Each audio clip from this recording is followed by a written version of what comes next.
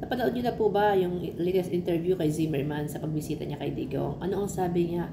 He is good, he is well, he is okay. Meron na daw acceptance si Digong sa sarili niya. Kumbaga, tinanggap niya na sa sarili niya, nagkasala siya, at yun, doon na siya. Accept niya na po yan.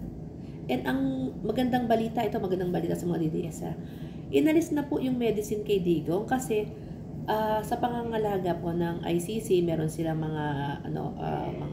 mga doktor sa loob, 'di ba, na nangangalaga sa health ng mga kagaya ni Digong na nasa loob. So, inalis na daw yung medicine nga sa kanya. So, he is okay and may acceptance na yung matanda sa sarili niya. Hindi ko alam bakit nagpapakalat ng fake news itong mga anak. Tapos, sumasabay ba yung mga senators, kesyo naka-Bartolina daw, butot balat, kesyo ganito, di ba?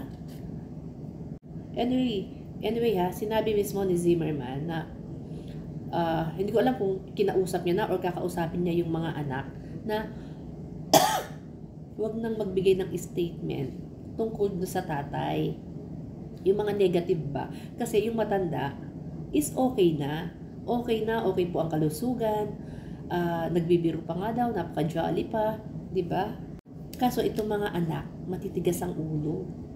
'Di ba? Sa bagay, sabi naman ni ano 'yan, 'di ba? Ni Digong, matitigas ang ulo ng mga anak niya. At lalong-lalo na itong si Inday, iba ang ugali. So, bukod sa matigas na ang ulo nung ni Baste at ni Paulo, mas matigas at sinungaling pa itong isa, itong si Inday. Yan ang sabi ni Digong, di galing sa akin yan. So ayan, gaya nga ng sinabi ni Zimmerman, yung nanay nila, kakausapin niya yung mga bata na huwag nang magbigay ng statement about sa tatay. Dahil he is good, he is well, he is okay, he is jolly, inalis na po yung medicine sa kanya, so okay po siya and meron na po siyang acceptance sa sarili niya. So tanggapin natin yung ganun. Actually, itong former wife ni Digong, matino ang pag-iisip. Oo, ayaw niya yung mga ginagawa ng mga anak niya, yung pagsisinungaling ba, di ba? Kasi okay yung asawa niya eh. Okay naman eh. So ang bini-wish na lang nila, pinag-pray nila is ma-approve yung interim release ng matanda. Kayo na lang po ang manood. Panoorin niyo po, hanapin niyo yung kanyang interview with Harry Roque.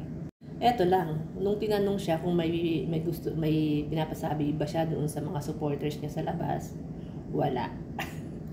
Pero pagdating kay Inday Sara, ang daming sinasabi ni Digong. Pero dito sa asawa, wala siyang message sa kanila. Siyempre ikaw naman, pag nandoon ka sa loob, ang iisipin mo na lang yung sarili mo, di ba? Iisipin mo yung pamilya mo at yung sarili mo. Wala ka nang pakialam kung ano nangyayari sa labas.